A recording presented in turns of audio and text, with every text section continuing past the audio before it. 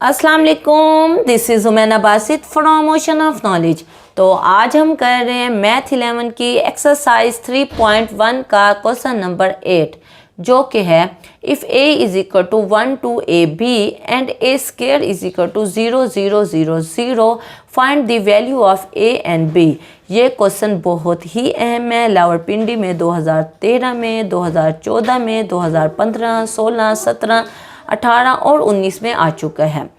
तो उसने हमें दो मैट्रिक्स दे दिए हैं, एक मैट्रिक्स ए है और दूसरा मैट्रिक्स ए स्क्वायर है, और उसने कहा है कि आपने ए और बी की वैल्यू को मालूम करना है।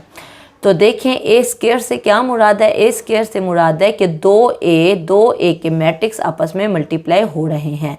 मैट्रिक्स ए क्या है? 1 to ab, यानी ए की जगह भी हमने 1 to ab लगा दिया, बीच में मल्टीप्लाई है, क्रॉस है। दूसरे मैट्रिक्स की जगह भी 1 to ab लगा दिया। अब जैसे मल्टीप्लाई करने का तरीका है मैट्रिक्स का, कैसे करते हैं? पहली रो पहला कॉलम, पहली रो को मल्टीप्लाई करेंगे पहले कॉलम से, यानी कि 1 को 1 से मल्टीप्लाई करेंगे, बीच में प्लस आएगा। 2 को a से मल्टीप्लाई करेंगे, ठीक है ना, पहली रो पहला कॉलम। इसी तरह क्या होगा? पहली रो दूसरा कॉलम, तो क्या होगा? 1 को 2 से मल्टीप्लाई करेंगे, बीच में प्लस आ जाएगा, और 2 को b से मल्टीप्लाई करेंगे, ठीक है। अब नीचे आ जाएंगे, दूसरी रो पहला कॉलम, दूसरी रो पहला कॉलम, यानी a को 1 से और फिर बीच में प्लस और b को a से, ठीक है ना, बीच में प्लस ही आएगा। फिर दूसरी रो दूसरा कॉलम, दूसरी रो दूसरा कॉलम, यानी a को 2 से किया, बीच में प्लस आ गया, और फिर b को b से कर दिया। अब हमने जब मल्टीप्लाई किया तो क्या हुआ? 1 को 1 से किया तो 1 2a 7 आ जाएगा। 2 को 1 से मल्टीप्लाई किया तो 2, बीच में प्लस और फिर 2b। a को 1 से मल्टीप्लाई किया तो a प्लस b a आ जाएगा, या ab लिख दो। 2a आ जाएगा, प्लस b को b से करेंगे तो b स्क्वायर आ जाएगा। अब ये किसकी वैल्यू निकली है? ये हमारे पास ए स्क्वायर की वैल्यू निकल आई है, लेकिन उसने हमें ए स्क्वायर की वैल्यू दे दी है जो कि 0 0 0 0 है, यही लिखा हुआ है। But given that a square is equal to 0 0 0 0, तो इसका मतलब है ये हमारे पास ए स्क्वायर निकला है, ये भी ए स्क्वायर के बराबर है और ये भी ए स्क्वायर के बराबर है। इसका मतलब है ये दोनों मैट्रिक्स आपस में क्या होंगे? ये बराबर होंगे।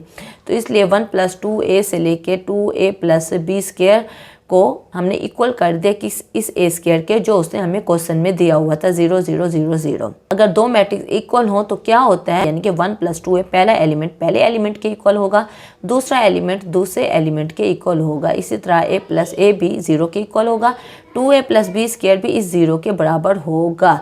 तो यही लिखा हुआ है by definition of equal matrix. Equal matrix की डेफिनेशन से 1 + 2a को हमने 0 के बराबर कर दिया, ठीक है ना। अब 2a है, 1 यहाँ प्लस हो रहा है, बराबर के उस तरफ जाके माइनस हो जाएगा, 2a इज इक्वल टू -1 आ जाएगा। इधर हम लिख के दिखा देते हैं, 2a इज इक्वल टू -1 हो जाएगा, 0 की जगह -1 आ जाएगा जब 1 उधर जाएगा।